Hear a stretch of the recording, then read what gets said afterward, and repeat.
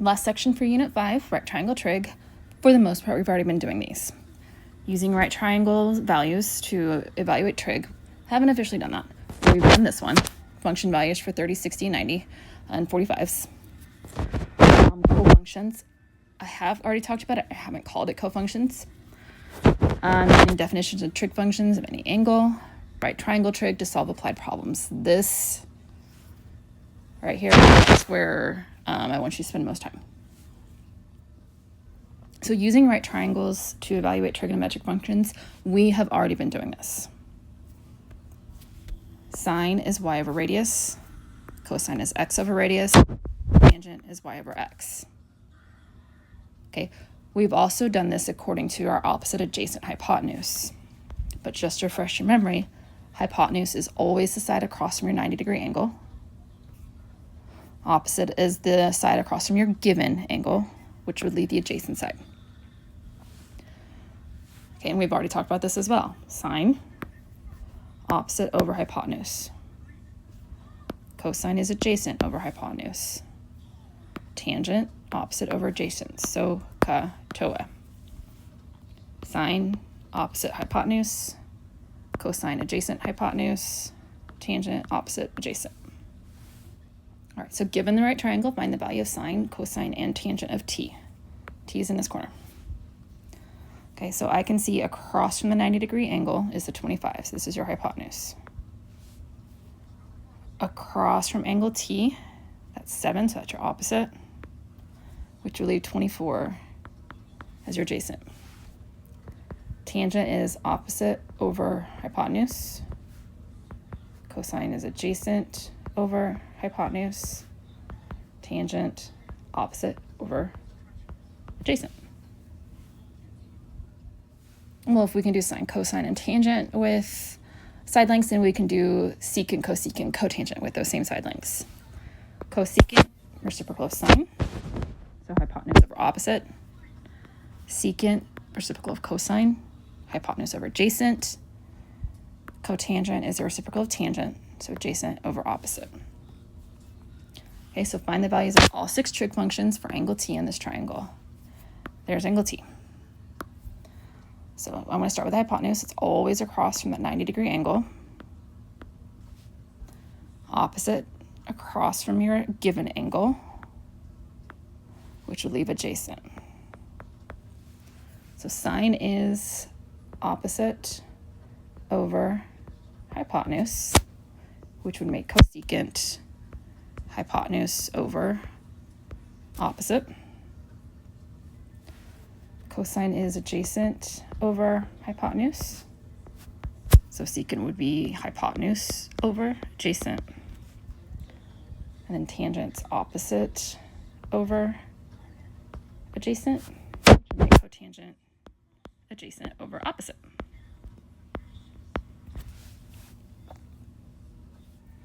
All right, when we talked about the unit circle values, I initially showed you using the right triangles. All right, when we did the 30, 60, 90s, whether the reference angle was pi over 6 or pi over 3, we had the hypotenuse was always double the short side, and the long side was the short side of root 3. Okay, for 45, 45, 90, the 2 leg lengths were congruent, and the hypotenuse was root 2 times the leg length. So I can use these ratios, these variables, to find the trig functions as well. So find the exact value of the trig functions for pi over 4 using side lengths. Pi over 4 is 45 degrees. So this means, this is my reference angle here. So hypotenuse across from 90, opposite, adjacent. So I'm going to use those variables. Sine is opposite s over hypotenuse root 2s. Well, s cancels. We get rid of the radical. We know this. Okay. Cosecant would be the reciprocal of that.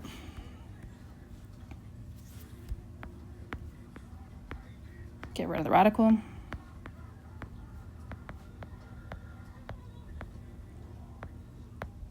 2's cancel. We get root 2. Okay, we also know cosine. That's adjacent of hypotenuse.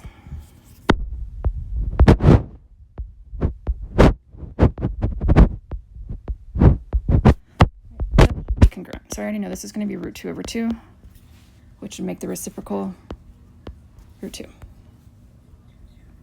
Tangent is opposite over adjacent. So that's 1, which would make cotangent 1. All right, cofunctions. So cofunctions deal with complementary angles. I think this should be an E. Complementary angles.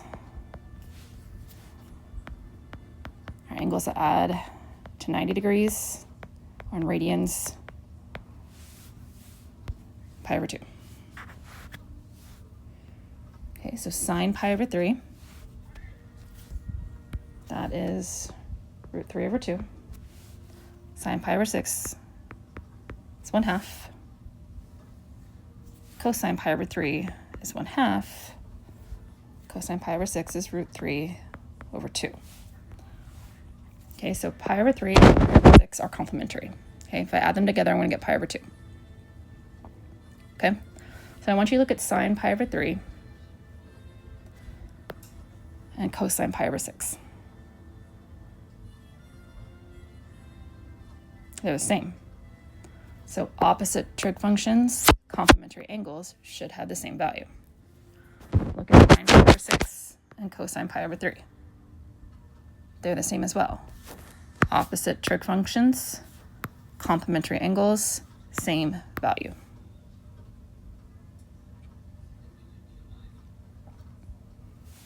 All right, so if cosecant of pi over 6 is 2, well, cosecant and secant are opposite trig functions. Pi over 6 and pi over 3 add to 90 degrees, which means the secant of pi over 3 is also 2. All right, so a right triangle has one angle of pi over 3 and a hypotenuse of 20. This is going to be a terrible sketch.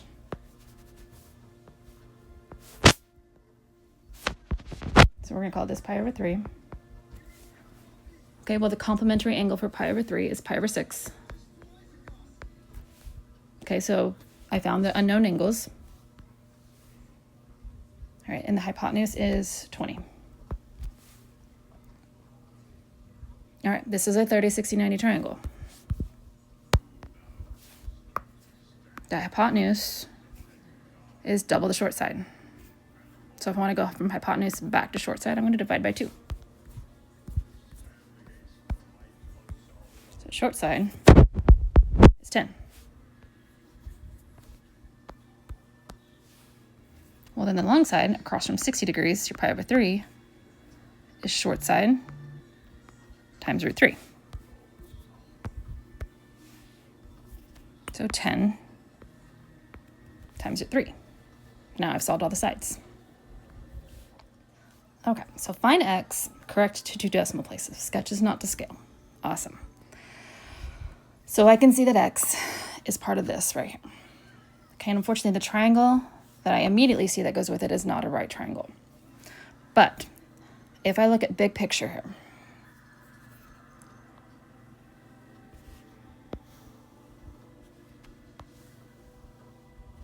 okay, look at the big picture. I know the angle in the corner.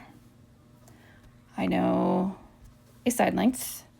I've got enough information to find this whole entire side length right here. Okay, so here's how we're going to do it.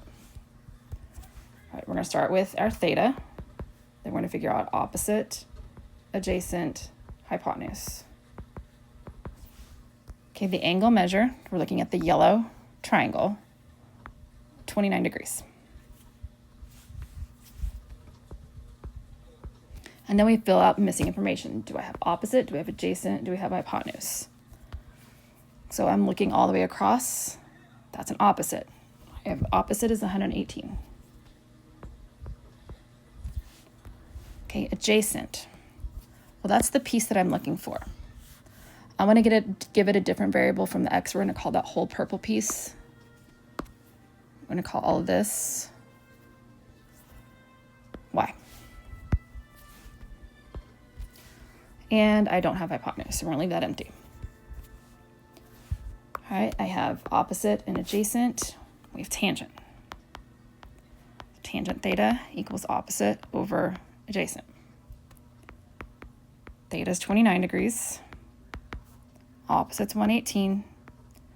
Adjacent's missing. We don't know what it is. Okay, so to solve for y, put tangent 29 over 1. You're going to cross multiply. 1 times 118. Y times tangent 29 degrees. Now, tangent 29 is a number. I don't know the exact value of it, but I know it's a number, which means I can divide by it as well. So we're going to divide by tangent 29 degrees.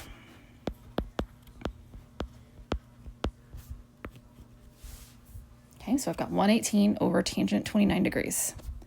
So in my calculator, I'm going to make sure that I'm in degrees. I forgot what it was. 118 tangent 29. So 118 over tangent 29 degrees. And we get 212.878.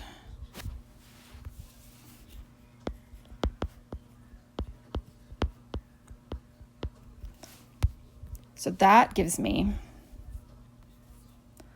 all of this length right here. Awesome. It still doesn't give me x, but it gets me closer. I know that all of this is 212.878. All right, now we're going to look at a small picture. Okay, I'm going to highlight something. I want you to highlight it as well. Maybe see if it shows up.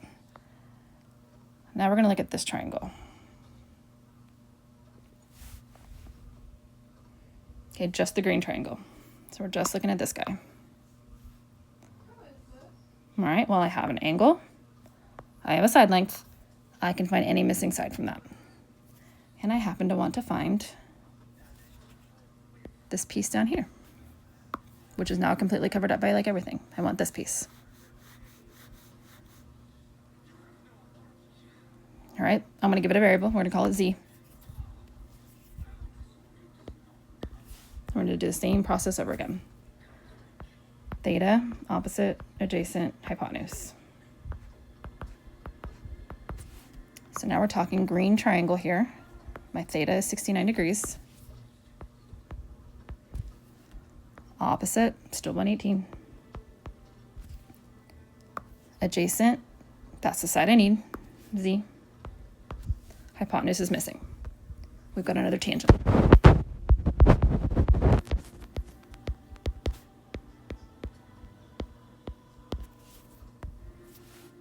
Okay, we're going to put tangent 1. We're going to cross multiply 1 times 118.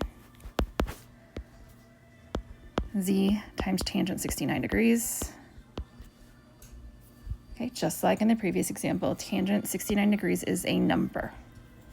So that means I can divide by it.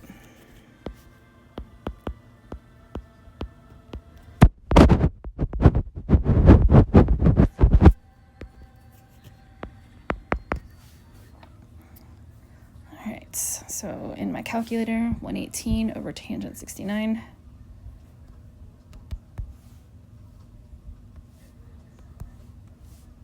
Equals 45.296.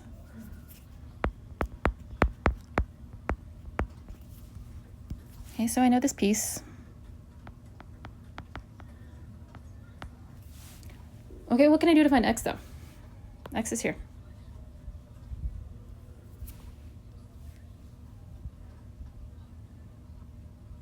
Well, I know that y has to equal z plus x, because y is the whole thing. So if I add z and x together, I'm going to get y. I know y. Y is 212.878. I know z, 45.296. Can I solve for x? Yeah, we do that by subtracting.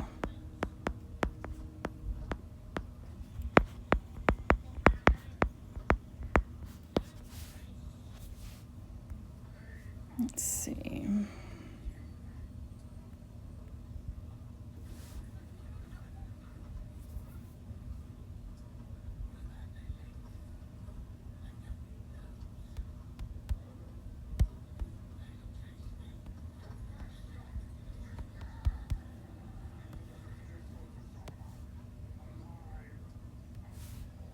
$167.58.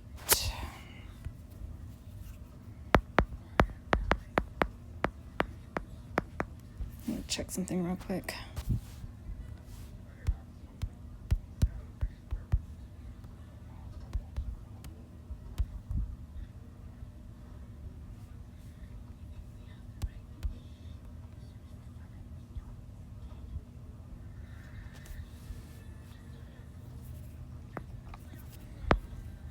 Okay, I know it says the 2 decimal places, so I should have stopped with the 8.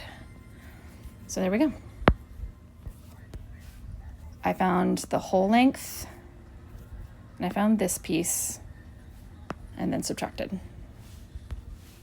All right, I know it's your favorite, word problems. Angles of elevation and angles of depression.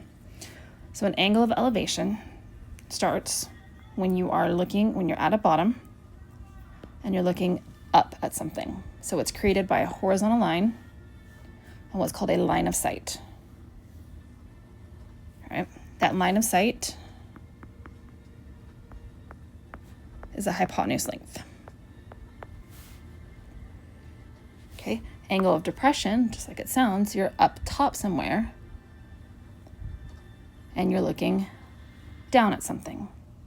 Okay, angles of elevation and angles of depression are always created by a horizontal line and a hypotenuse.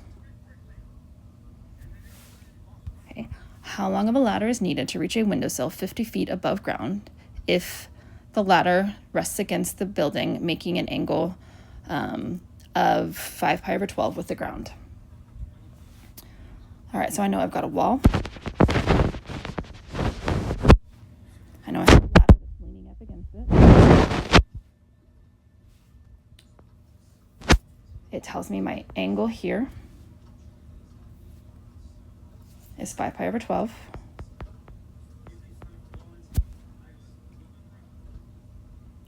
And I know that the windowsill that I need to reach is 50 feet above ground.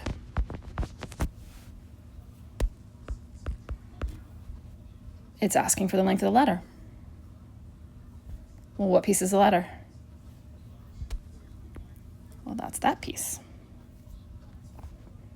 All right, so let's look at what we have. Our theta, 5 pi over 12. I have opposite. I do not have adjacent, but I need hypotenuse, so we're going to call that x. Okay, opposite over hypotenuse, that's sine.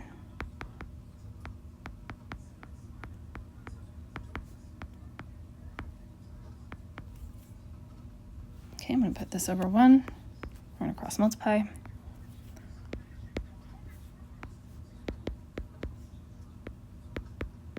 Okay, now I'm on.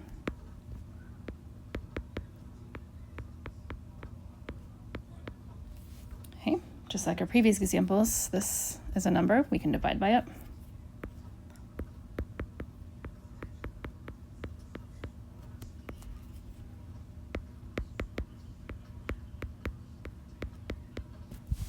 Okay, now 5 pi over 12 is in radians. So 50 divided by sine 5 pi over 12. So switch to radians.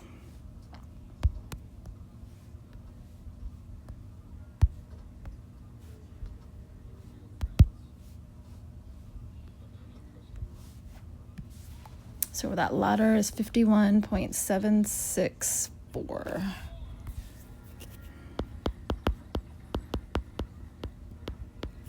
All right, so I'm gonna go back up and look and make sure I read the directions. Round to the nearest foot. So we're gonna round to the nearest whole number. So 0.7 rounds that up to 52.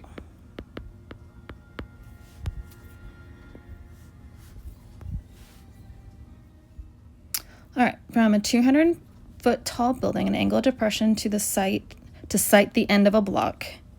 Oh gosh, take that out. To sight the end of a block is 29 degrees. How far is the end of the block from the base of the building? So I've got my building, and I'm looking to the end of a block. So let's say the end of the block is like here. Okay, an angle of depression from the top of the building is out and down. So this angle is 29 degrees. Okay. The other thing I know is that the building itself is 200 feet tall. Okay, and it wants how far is the end of the block from the base of the building. So I really want that. Okay, well, do I have enough information for that? The other thing you need to know about angles of elevation, angles of depression, is that they are congruent. So if this one is 29 degrees, so is that one.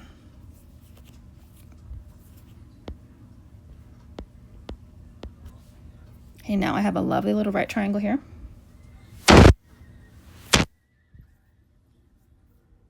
So theta, opposite, adjacent, hypotenuse. So theta is 29 degrees, opposite 200. Adjacent's your variable. We don't have hypotenuse. So I have tangent again. Opposite over hypotenuse. We're going to put tangent 29 over 1. Cross multiply 200 times 1.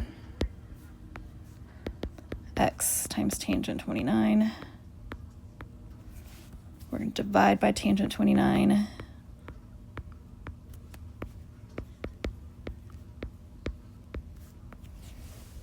And then that is in degrees. So I need to go back to my calculator. We're going to switch to degrees.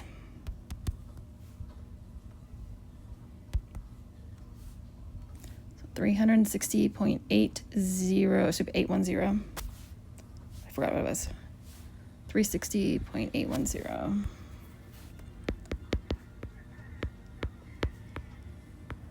And make sure we read the directions. It does not tell me anything in the directions, so we're going to call this good. But use your units.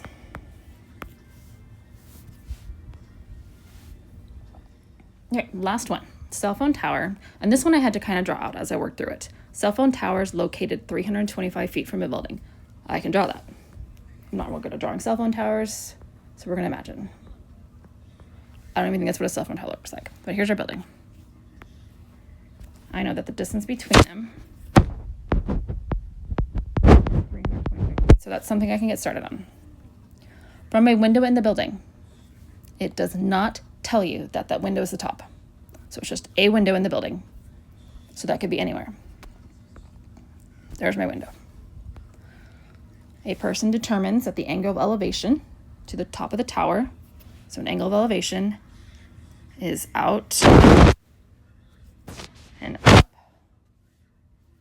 That's 38 degrees. Angle of depression, that's out and down, is 37 degrees. Drawing is not to scale. How tall is the tower? Okay.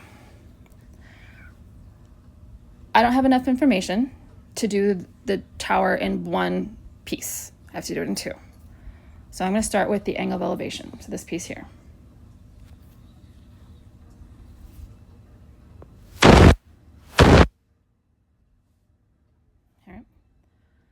So my angle, opposite, adjacent, hypotenuse, 38 degrees. I'm going to call the side that I'm looking for. We're going to call that x. That's opposite. Okay, I need another piece. No. That's where that 325 comes in.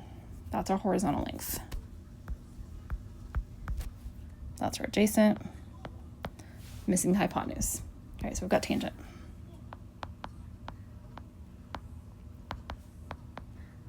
All right, in literally every other example we have done so far, the x has been in the bottom, okay? X was in the denominator. X was in the denominator. Y was in the denominator. Z was in the denominator. But now it's in the numerator. So if it's in the numerator, to get it out of the fraction, we multiply both sides by the denominator. And we're in degrees. So 325, make sure I'm in degrees, so 325 times tangent 38. It's a really tall tower. 253.918.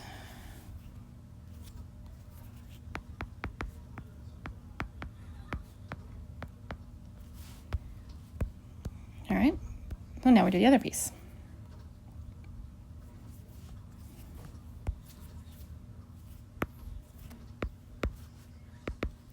This time theta is 37 degrees. Okay, and we're going to call the side that I'm looking for, we're going to call it y.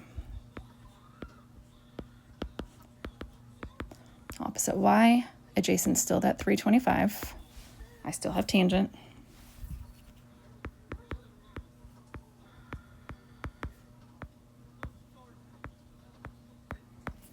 Okay, I still have my numerator as the variable, so I'm going to multiply both sides by that 325. And order does matter, so you want to put that 325 first when you put this in your calculator. Times tangent 37, so that's 244.905.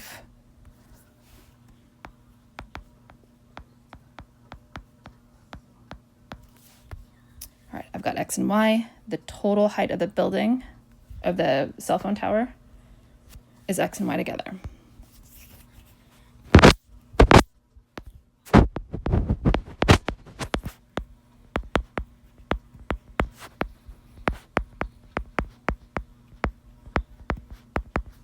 $253.918 plus 244.905.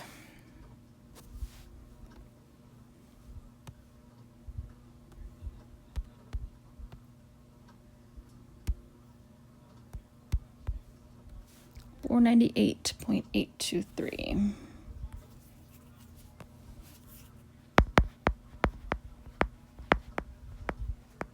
Units, so feet. Right? Yeah.